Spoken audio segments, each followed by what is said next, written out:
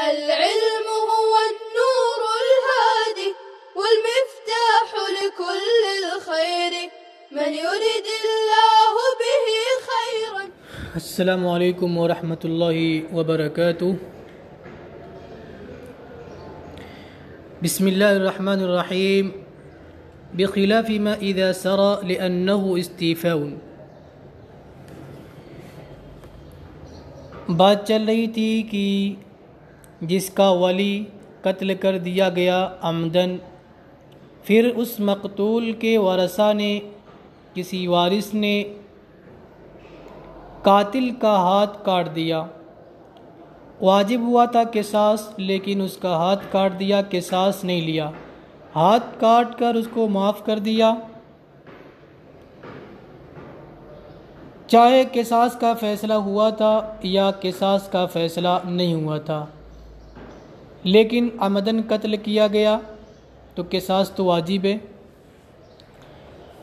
اب جب مقتول کے وارث نے قاتل کا ہاتھ کاٹ کر اس کو معاف کر دیا تو امام ابو حنیفہ رحمۃ اللہ علیہ کے نزدیک ہاتھ کاٹنے والے پر ہاتھ کی دیت واجب ہوگی، اور صاحبین کے نزدیک کچھ بھی واجب نہیں ہوگا. صاحبین کی دلیل اور شواہد گزر چکے. بخلاف یہاں سے یعنی امام صاحب کی بھی دلیل گزر چکی ہے. اب یہاں سے صاحبین کے شواہد کا جواب دے رہے ہیں. بخلاف ما اذا سرى، برخلاف اس صورت کے جب زخم سرایت کر جائے، لأنه استیفاء، اس لیے کہ وہ حق کا وصول کرنا ہے. صاحبین نے فرمایا تھا زخم سرایت کر جائے تو دیت واجب نہیں ہوتی ہے، ایسے ہی یہاں پر بھی. تو اس کا جواب امام صاحب دے رہے ہیں کہ زخم اگر سرایت کر جاتا ہے تو یہ تو قتل کرنا تھا، قصاص واجب تھا، یہ تو اپنا حق وصول کرنا ہو گیا، اس لیے یہاں پر دیت واجب نہیں ہوگی. وَأَمَّا إِذَا لَمْ يَعْفُ، اور بہرحال جب اس کو معاف نہیں کیا اور سرایت کر گیا، عفواً معاف نہیں کیا اور سرایت بھی نہیں کیا، قلنا انما يتبين كونه قطعا بغیر حق، تو ہم کہیں گے کہ اس کا ناحق کاٹنا اچھا ہونے سے ظاہر ہوگا. اگر اچھا ہو جائے تو گویا کہ اس نے ناحق اس کو کاٹا ہے. حتی لو قطع وما عفا، یہاں تک کہ اگر کاٹ دیا اور معاف نہیں کیا اور وہ اچھا ہو گیا. الصحیح انہ علی ھذا الخلاف، تو صحیح یہ ہے کہ وہ بھی اسی اختلاف پر ہے، یعنی صاحبین اور امام صاحب رحمہم اللہ کے نزدیک. اس کے بعد ایک اور اپنے مسئلے کی تائید میں پیش کیا تھا. وَإِذَا قَطَعَ، اور جب کاٹا اس کے بعد اس کی گردن کو اڑا دیا اچھا ہونے سے پہلے، تو یہ بھی فَهُوَ اسْتِيفَاءٌ، یہ بھی حق کو وصول کرنا ہے، اس نے اپنا حق وصول کر لیا. وَلَوْ حَزَّ بَعْدَ الْبُرْءِ، اور اگر اس کی گردن کاٹا اچھا ہونے کے بعد، فَهُوَ عَلَى هَذَا الْخِلَافِ، تو یہ مسئلہ بھی اسی اختلاف پر ہے. هو الصحیح، وہی صحیح ہے. لہذا ان مسائل کو استشہاداً پیش کرنا صحیح نہیں ہے. والاصابع، ایک استشہاد صاحبین نے اسے بھی پیش کیا تھا کہ اگر کسی کے لیے عضو میں قصاص ہو، مثلاً ہاتھ میں قصاص ہو، اور اس نے کانٹے کی انگلی کو کاٹ کر معاف کر دیا، تو یہاں پر بھی انگلیوں کا ضامن نہیں ہوتا ہے. تو یہاں پر بھی اگر قتل یعنی قصاص اس کے لیے تھا، اگر اس نے چھوٹی چیز لے لیا جیسے کہ ہاتھ کا قصاص تھا، انگلی کاٹ لیا، یہاں پہ نفس کا قصاص تھا اور ہاتھ کاٹ دیا، دونوں بات تو ایک ہی ہے. ضمان اور دیت واجب نہیں ہونی چاہیے.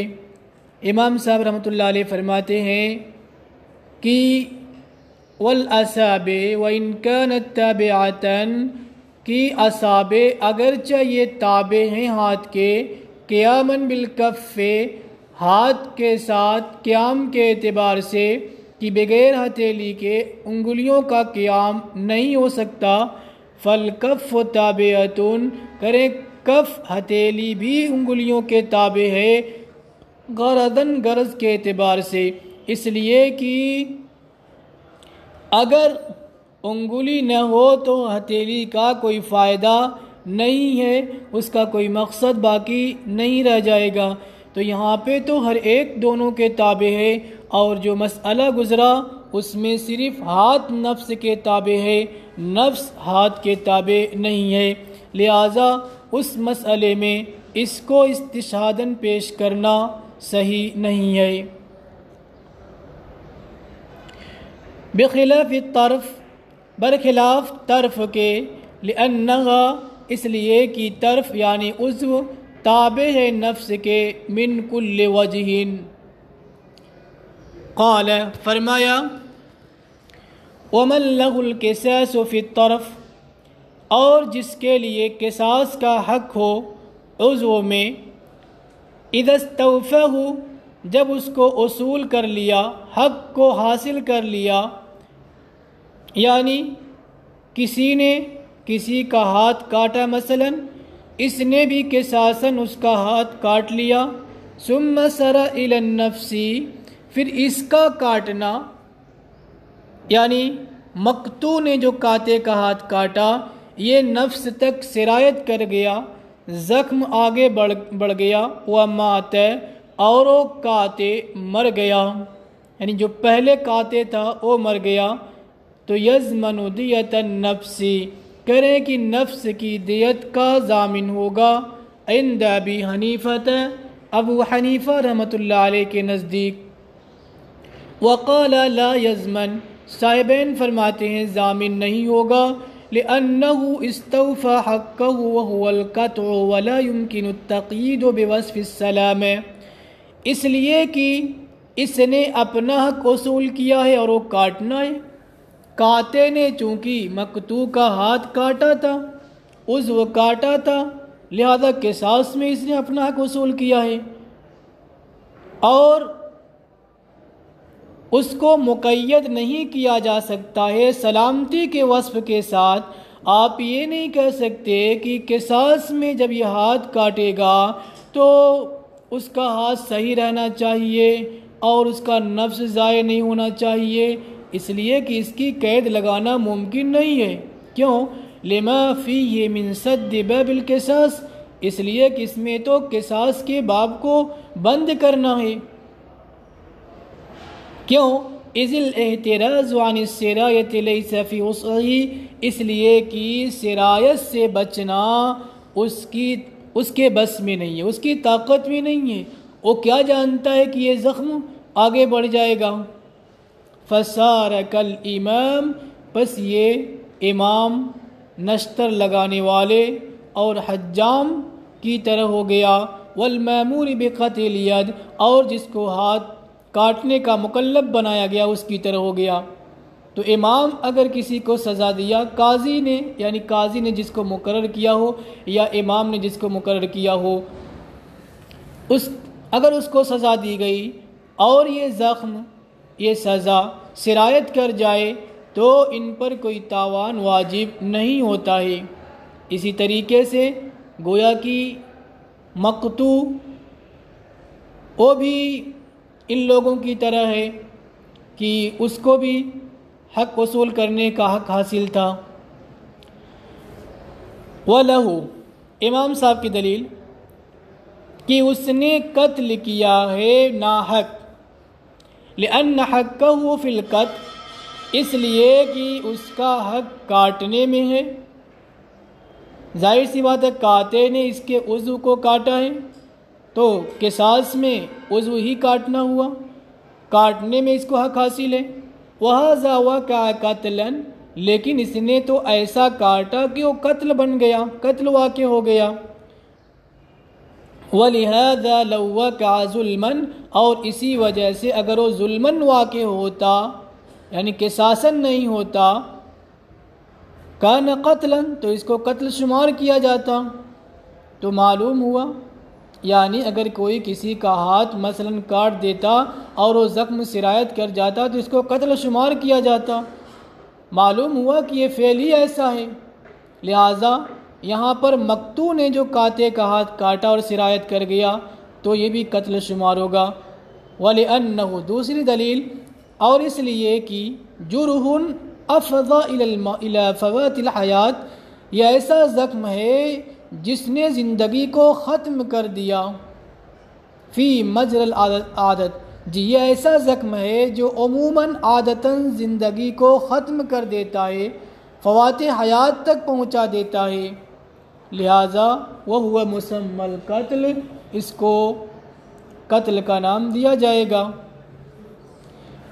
سوال یہ پیدا ہوتا ہے جب قتل کا نام دیا جائے گا تو قصاص واجب کیوں نہیں ہوگا؟ کریں قصاص الا، مگر یہ کہ قصاص ساقط ہو جائے گا شبہے کی وجہ سے، اس لیے کہ اس نے یہ سمجھ کر قتل کر ایک کاٹا تھا کہ میرا حق اس کے اوپر ہے، تو اس کی وجہ سے شبہ پیدا ہو گیا، لہذا قصاص واجب نہیں ہوگا، مال واجب ہوگا۔ فوجب المال، پس مال واجب ہوگا، بخلاف ما استشہد به، برخلاف ان مسائل کے جن کا ان دونوں نے یعنی صاحبین نے استشہاد میں پیش کیا ہے، لأنہ مکلف فیہا، جن مسائل کو انہوں نے استشہاد میں پیش کیا ہے اس میں وہ لوگ اس فعل کے مکلف تھے، اما تقلدا، یا تو بطور خلافت کے جیسے کہ امام، او عقدا کما فی غیرہ منہا، یا بطور عقد کے جیسا کہ اس کے علاوہ دوسرے مسائل میں۔ امام مکلف ہے سزا دینے کا خلافت کے اعتبار سے، بزاگ، حجام، یہ لوگ عقد کے اعتبار سے، قاطع اور مقطوع کے درمیان عقد واقع ہو رہا ہے اس کی وجہ سے مکلف ہیں، اور وہاں پہ جو قاطع نے مقطوع کا ہاتھ کاٹ دیا تھا تو وہاں پہ وہ مکلف نہیں تھا۔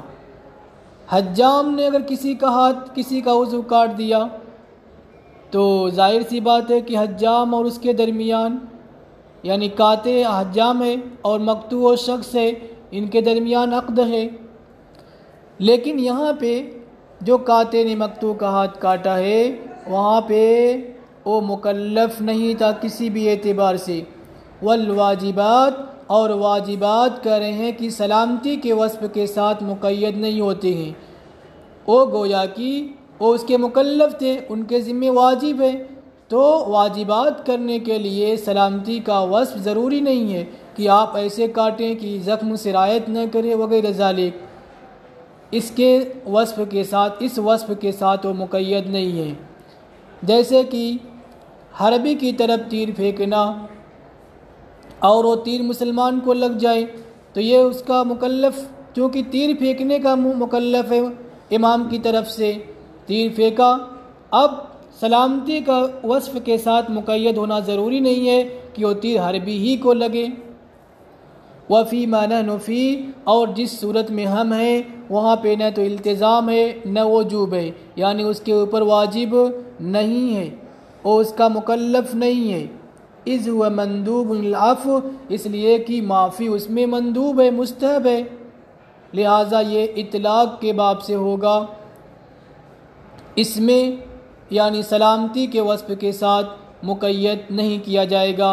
فاشبہ الاصطیاد، تو یہ شکار کرنے کے مشابہ ہو گیا، یعنی شکار پہ تیر لگایا اور کسی آدمی کو لگ گیا تو یہاں پہ اس کے اوپر دیت واجب ہوتی ہے، اسی طریقے سے اس مسئلے کے اندر بھی السلام علیکم ورحمۃ اللہ وبرکاتہ. السلام عليكم. لا تنسوا الإعجاب بالفيديو والاشتراك في القناة تشجيعا لنا لنستمر بنشر المزيد إن شاء الله.